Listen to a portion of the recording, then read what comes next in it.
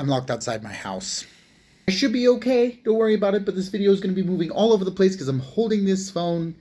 And yeah, I am locked outside my house for like the next hour until someone comes home. This is what happens when you don't plan ahead and you give your keys to someone else, and now you realize without keys, there's no getting in. In lieu of life lessons and important things we could learn, I have a lesson for you that I think you should learn before you get any older. The lesson is this. It may sound dumb and simple, but it is not practiced at all. Trust me. Don't lie. Simple. Actually, it's not that simple. There's 5 reasons as to why you shouldn't lie, and let's talk about those reasons.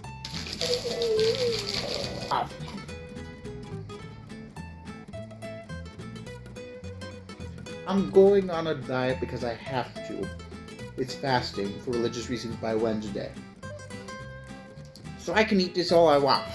Guilt-free. Okay, let's get into it. Number 1, you can't keep your story straight. Let me tell you, liars. I speak as one who is experienced. You cannot keep your story straight when you're telling lies. It starts to get more convoluted. You're not really sure what it is you told one person that's now changed up to this person, because you don't feel bad telling this person the truth, but this person you didn't want to hurt their feelings or something like that, so you told them a lie. And what if they compare stories? My point is, it gets really confusing, and life is already complicated as it is. Why are you trying to make it more complicated?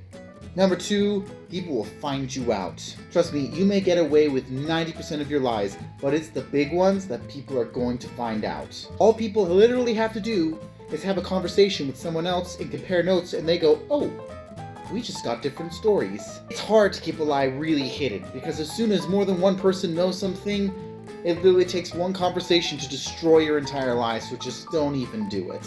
One email to a parent, one conversation between teachers, one small discussion or comment from a friend.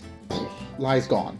Number 3, you've now lost credibility. I don't know how much more I can say this one, because you don't experience it until you've done it. But once you lie, and again, I speak as someone who's had some experience doing this when I was younger, once you lie, you lose credibility with people. People are not sure whether they can believe you anymore, and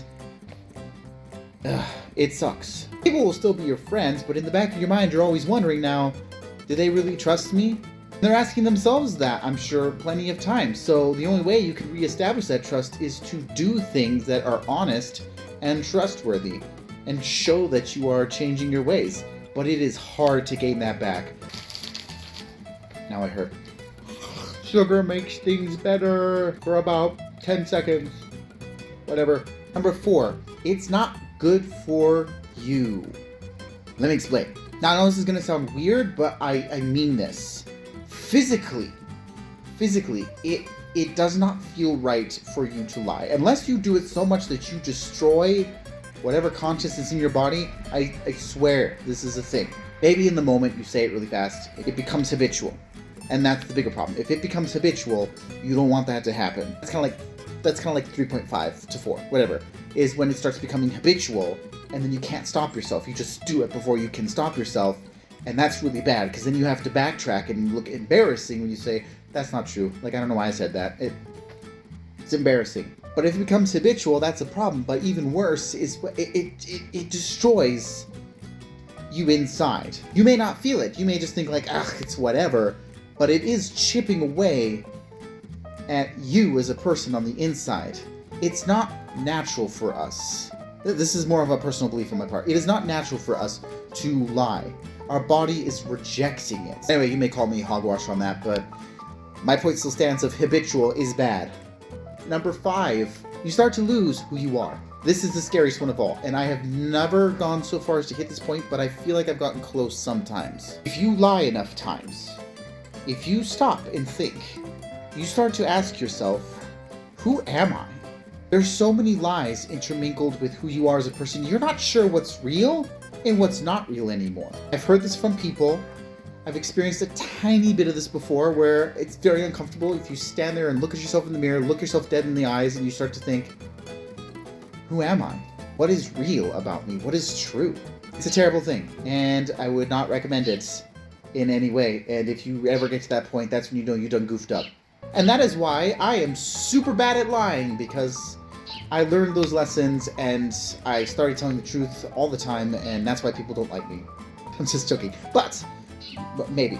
Now I'm really bad at lying, and my face gives it all away, and I can't. I just can't. It's too hard because it does viscerally feel like my body is shredding itself on the inside because it's not natural for it. Here's a bonus number 6 one for you. For those of you who are religious, it is wrong to do it. Jesus don't like liars. Okay? Why are you gonna make Jesus cry? That's not true. He's not gonna cry.